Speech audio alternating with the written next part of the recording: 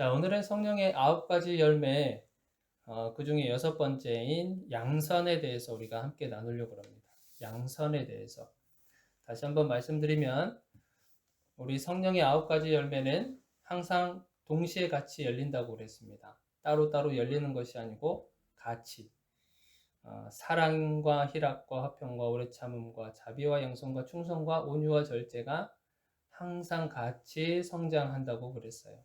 그래서 그렇지만 우리가 조금씩 따로따로 살펴보는 이유는 성령의 내 안에 그런 성령의 9가지 열매가 어떤 것들이 있는지를 발견하기 위해서 지금 따로 떨어져서 보고 있는 겁니다. 그러니까 여러분들 가슴 가운데, 여러분들 마음 가운데는 이미 성령의 9가지 열매의 씨앗들이 심겨져 있다 그랬습니다. 그것을 이제 발견을 하고 그리고 성령의 능력으로 그것이 더 성장해 나가는데 우리가 초점을 맞추는 거예요. 자, 오늘은 양선이라고 하는 성령의 열매, 양선에 대해서 우리 함께 보도록 하겠습니다. 참 신기한 거를 발견했어요. 지난주에 여러분들 자비에 대해서 우리가 들었을 텐데, 자비는 사랑하는 마음으로 긍휼하게 여긴다 그랬잖아요. 사랑하는 마음으로 불쌍하게 여기는 것을 자비라고 그랬어요. 자비. 자, 사랑하는 마음을 가지고 긍휼하게 여기고 불쌍하게 여기는 것을 자비라고 했는데 참 신기하게도 자비 다음에 뭐가 나오냐면 양선이 나와요. 양선. 이 양선은 어떤 거냐면 착한 행실을 말하는 거거든요. 그러니까 어질량, 우리 한문으로 보면 어질량, 그리고 착할 선. 그래서 어질고 착하다, 착한 행실에 대해서 말하고 있는 거예요. 그러니까 자비 같은 경우는 우리가 어떤 마음에 해당하는 것이라고 한다면 누군가의 어떤 영혼을 봤을 때 긍휼한 마음이 생기고 안타까운 마음이 생기고 하는 그 마음에 집중이 되어 있다고 한다면 이 양선은 행위에 집중이 되어 있는 거예요. 행동에 대해서 집중하고 있는 거예요. 만약에 양선이 빠졌으면 성령의 9가지 열매 중에서 양선이 빠지면 우리는 그냥 불쌍한 마음만 가지면 되겠구나. 이제 그렇게 살면 되는 건데 양선이라고 하는 것을 주님께서 성령의 열매로 주셨단 말이에요. 그러니까 너네들은 마음만 갖지 말고 마음을 가졌으면 거기에 따른 행동도 나타내라. 이제 그런 뜻에서 자비, 그 다음에 양선 이렇게 꼭 마치 짝을 맞춰가는 것처럼 그렇게 여기게 되는 것 같아요. 여러분들 착한 거 참 좋아하세요? 착한 마음, 착하게 살아가는 거, 법 없이도 살아가는 거. 저희 아버지가 법 없이도 살아갈 만한 그런 분이신데 참 사람에게 해코지도 못하고 싫은 말도 못하고 네, 그렇게 이제 참 살아가시는 분이세요. 근데 저 역시도 그 피를 물려받았어. 저도 그런 착한 행실을 내 몸에 배어 있어요. 내 몸에. 참 감사를 해야 되는 것 같긴 한데, 근데 제가 저의 삶에 대해서 다시 한번 고민을 하게 됐던 게 어떤 거냐면, 이 단어를 듣고 나서 저를 다시 돌아보게 됐어요. 어떤 단어냐면요. 착한 아이 증후군이라고 하는 거예요. 여러분들 들어보셨어요? 착한 아이 증후군. 자, 그게 무슨 뜻인지 제가 좀 사전을 한번 찾아봤는데 읽어드릴게요. 타인으로부터 착한 아이라는 반응을 듣기 위해 내면의 욕구나 소망을 억압하는 말과 행동을 반복하는 심리적 컴플렉스를 뜻한다. 그러니까 다른 사람에게 착한 아이라고 하는 것을 듣기 위해서 내면에서 오는 그런 욕구라든지 소망하는 거라든지 이런 걸 꾹꾹 눌러 참는 거예요. 그런 말과 행동을 하는 거예요. 이걸 반복적으로 하는 그런 심리적인 그 컴플렉스라고 하는 거죠. 이 착한 아이 증후군이라고 하는 걸 보면서 저의 옛날 어릴 때의 삶을 돌아보게 된 거예요. 그러니까 저도요, 약간 착한 아이라는 얘기를 많이 듣고 자랐어요. 그러니까 어른들이 저를 보면 광남이 어쩜 이렇게 착하지? 아유, 너무 착하네. 그러니까 무, 뭐 때문에 착하다고 얘기한 건 없는데 그냥 저만 보면 착하다고 하는 거예요. 심지어는 저는 착한 행실의 보증표 같은 사람이었어요. 그게 무슨 말이냐면 친구들이 저랑 같이 있으면 부모님들이 굉장히 안심을 가지셨어요. 그러니까 전화를 해서 뭐 누군가의 자식들이 엄마 나 광남이랑 같이 있어. 그러면 그냥 마음을 놓는 거예요. 그냥 마음을 놔버리는 거예요. 왜냐하면 저가 어떤 아이인지를 아니까. 그렇게 착한 행실의 어떤 보증수표와 같은 그런 역할을 감당했는데 친구들이 이걸 악용을 하는 거죠. 안 좋은 곳에 만약에 오락실에 갔는데 거짓말로 나 광남이랑 같이 있어. 그러면은 그게 다 그냥 통과가 되는 거예요. 그런 경우가 굉장히 많았어요. 저는 그래서 어렸을 때 그렇게 자라오다 보니까 제 삶의 기준이 누구였냐면 다른 사람이 제 삶의 기준이 된 거예요. 다른 사람의 감정에 내가 중심을 빼앗긴 거죠. 다른 사람의 생각과 다른 사람의 마음과 지금의 현재 상태가 저의 행동과 말을 좌지우지 해버리게 된 거예요. 그러니까 중심이 다른 사람에게 가 있는 거예요. 중심이. 그런데 제가 예수 그리스도를 믿고 나서 보니까 예수 그리스도를 인격적으로 만나고 삶으로 이제 살아가다 보니까 어떻게 변화가 됐냐면 타인, 그러니까 다른 사람이 중심이 되었던 내 삶의 방식이 하나님으로 바뀐 거예요. 하나님의 말씀으로 바뀌는 거예요.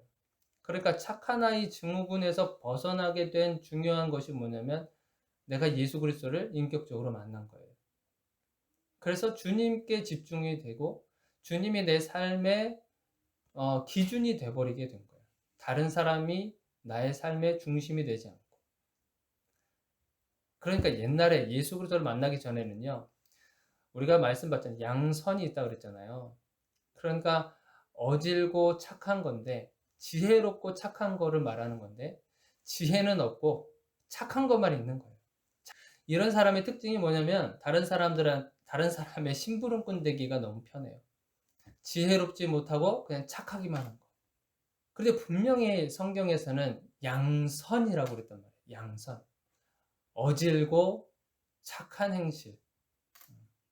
지혜롭고 착한 행실. 그 기준이 누구냐? 예수 그리스도. 하나님의 말씀이다라고 하는 거예요. 그런데 우리가 성경에는요. 양선이라고 하는 단어를 보통 이제 사용도 하지만 양선이라고 하는 단어보다도 선이라고 하는 단어를 더 많이 사용해요. 선하다. 선과 악. 이런 걸 표현할 때 양선이라고 하지 않고 선이라고 하는 단어를 써요. 그러면 왜 하나님께서 성경 말씀에 양선이라는 말을 쓰지 않으셨을까? 왜냐하면 이미 예수 그리스도가 우리 안에 있기 때문에 그러니까 어질고 지혜롭고 하는 것은 안 써도 되는 거예요. 그러니까 선만 있어도 그 안에 뭐가 포함이 되는 거예요? 예수 그리스도가 포함이 되는 거예요. 하나님의 말씀이 포함이 되어 있는 거예요. 그러니까 선과 악하다, 선하다 이런 것이 보여졌을 때는 그 안에 누가 들어가 계시냐면 예수 그리스도가 함께 하고 있다는 것이 전제가 되어 있는 거예요. 그래서 성경을 보면 양선이라고 하기보다는 선이라고 하는 단어를 더 많이 사용을 하게 되고 있는 거예요. 그러면 성경에서 말하는 선, 양선, 선 이것은 성경에서는 뭐라고 얘기를 할까?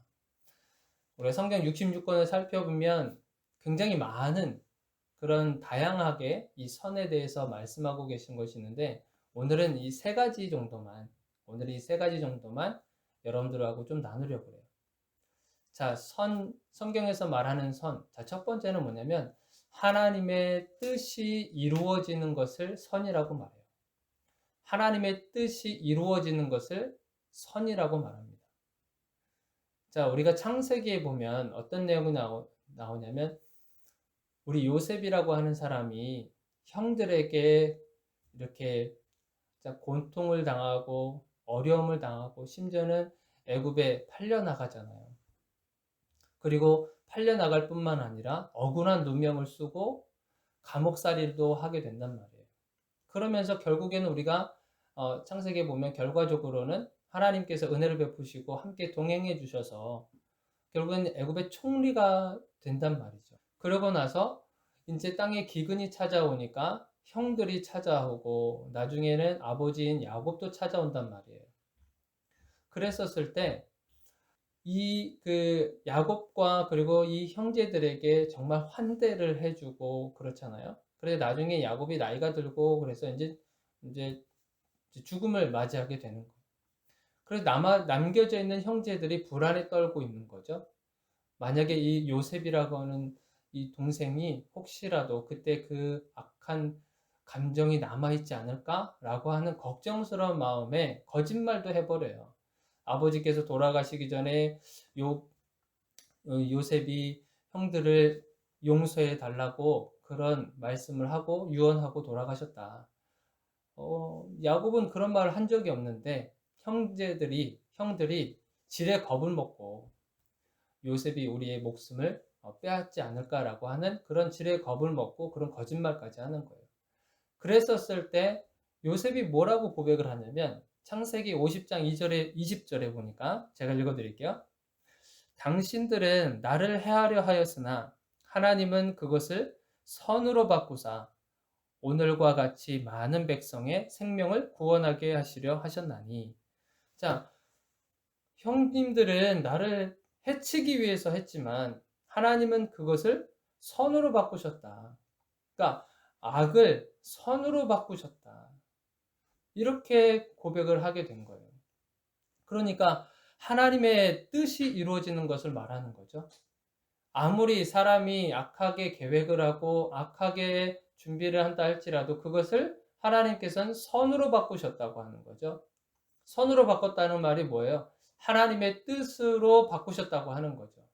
하나님의 뜻이 뭐냐면 오늘과 같이 큰 기근들 속에서 많은 백성의 생명을 구원하시는 것이 하나님의 뜻인 거예요.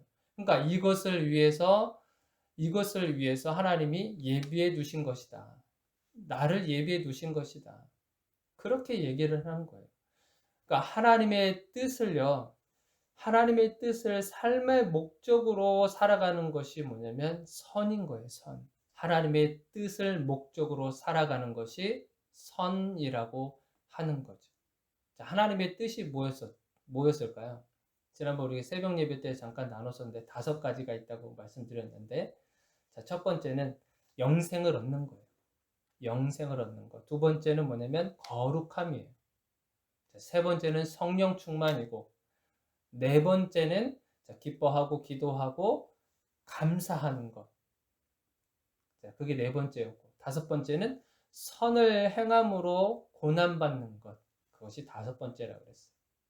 자, 이것이 하나님의 뜻이라고 그랬어요. 그러니까 이 하나님의 뜻을 삶의 목적으로 살아가는 그런 행동이 바로 이 선이라고 하는 거예요. 선.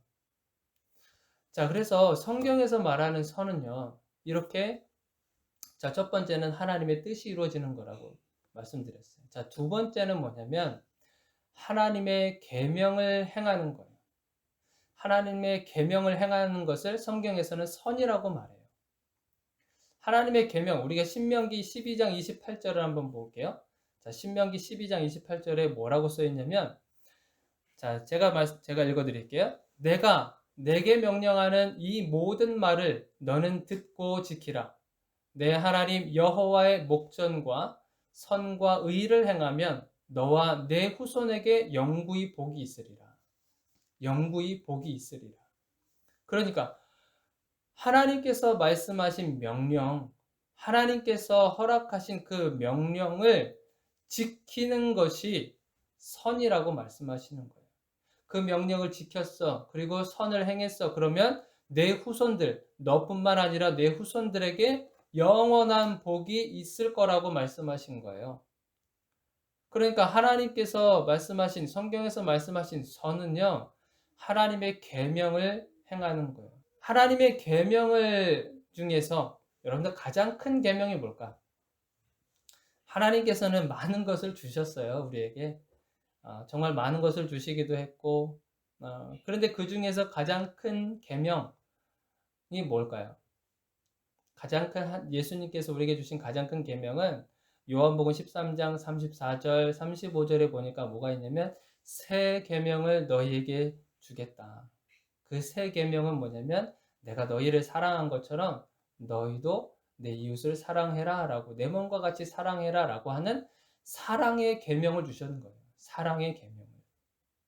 근데 참 여러분들 사랑하기가 쉽지 않죠? 저도 누군가 이렇게 정말 그리스도의 사랑으로, 십자가의 사랑으로 이렇게 품어주고 싶고 또 안아주고 싶고 이해해주고 싶고 하지만 참 저도 인간이더라고. 그러니까 저를 힘들게 하고 저를 괴롭히는 사람에게 사랑하는 마음보다도 미워하는 마음이 더 많이 가기도 해요. 그게 솔직한 제 심정입니다. 근데 하나님의 계명 중에서 정말 가장 큰 사랑이라고 하는 계명을 우리에게 주시면서 이것을 행하는 것이 선이라고 말씀을 하신 거예요. 여러분들 사랑이라고 하는 것이 결핍이 되면 어떤 현상이 일어날까요? 사랑이라고 하는 개념이 우리 인간에게서 없어지거나 또 약해지거나 희미해지면 어떤 현상이 일어나겠어요? 생명을 소중하게 여기지 않아요. 생명을 소중하게 여기지 않을 뿐만 아니라 쉽게 사람을 해치기도 하고 살인을 저지르기도 하고 모욕적인 말을 하고 인격을 모독하는 말을 하기도 하고 사람에게 상처 주는 말들을 많이 하게 돼요. 우리들의 마음속에 하나님 예수 그리스도의 사랑이 없게 되면 이런 현상들이 일어나요. 예전에 우리 아들 우리 소망이하고 같이 이렇게 산을 이렇게 가는데 사마귀가 이렇게 기어가는 거예요. 그러면서 우리 소망이가 그러죠. 저기 사마귀 있다고. 그러면서 발로 밟으려고 그러는 거야. 발로. 그래갖고 소망 그러지 마. 저 살아있는 생명인데 그렇게 밟으면 어떻게 하겠냐. 어, 그러면서 이제 생명이 소중하다라고 하는 것을 가르쳐 줬어요. 그러니까 우리들 마음에 우리 인간이 어른들이 참 그래요. 그러니까 예수 그리스도의 사랑이 결핍이 되고 약해지면 상대방을 봤을 때도 그 사람을 인격적으로 대하지 않아요. 저 사람의 생각을 무시하고 저 사람의 감정을 무시하고 저 사람의 마음을 무시하게 돼요. 그러니까 하나님께서 우리에게 주신 선을 행하라고 했었던 것은 하나님의 계명, 사랑을 실천하고 사랑을 몸소 보여주고 하는 그것을 대해서 우리 주님께서 말씀해 주신 거예요. 그러니까 우리가 삶을 살아가시면서 미워하는 마음이 아니라 사랑하는 일에 여러분들 좀 집중했으면 좋겠어요. 미워하는 마음, 우리가 삶을 살면 얼마나 살겠어요. 하나님께서 주신 생명인데 우리가 살면 얼마나 길게 살겠습니까? 사랑하는 것도 모자른데 미워하는 마음으로 살아가기보다 사랑하는 마음에 조금 더 여러분들이 집중해서 살아가시기를 주님의 이름으로 축원드립니다. 자, 성경에서 말하는 선. 자, 첫 번째는 하나님의 뜻이 이루어지는 것이 선이라고 말씀드렸고, 자, 두 번째는 하나님의 계명을 지키는 것을 선이라고 말씀을 드렸어요. 자, 그러면 우리 마지막으로 우리가 세 번째는 뭐냐면 영혼 구원을 위해서 착한 일을 행하는 거예요. 그러니까 이건 그냥 말 그대로 선이 뭐냐면 착한 일을 말하는 거예요. 착한 일. 그러니까 영혼 구원을 위해서 착한 일을 행하는 것을 말하는 거예요. 자, 열왕기하 5장에 보면 여러분들 기억이 나는지 모르겠습니다. 물론 이제 주일학교 때 주로 나오는 성경 구절 말씀이긴 한데 열왕기하 5장에 보면 나아만 장군과 이스라엘 소녀의 이야기가 나와요. 자, 나아만 장군은 아람 군대의 군대 장관이잖아요. 정말 그 당시에 군대 장관이면 정말 대단한 위치잖아요. 그런데 그 사람이 병에 걸려 있잖아요. 그때 아람 군대가 이스라엘 쳐들어가서 거기에서 한 소녀를 포로로 잡아오게 돼요. 자, 그 포로로 잡혀온 그 소녀가 그 나아만 장군의 집에서 하녀처럼 이제 지내게 되는 거죠. 그럴 때 이 나아만 장군이 이제 밤늦게 뭐 지금으로 말하면 뭐 퇴근이라고 해야 되나? 아무튼 뭐 출근해서 집에서 생활하시고 하고 하는 모습을 보면서 성경에는 그런 말은 없어요.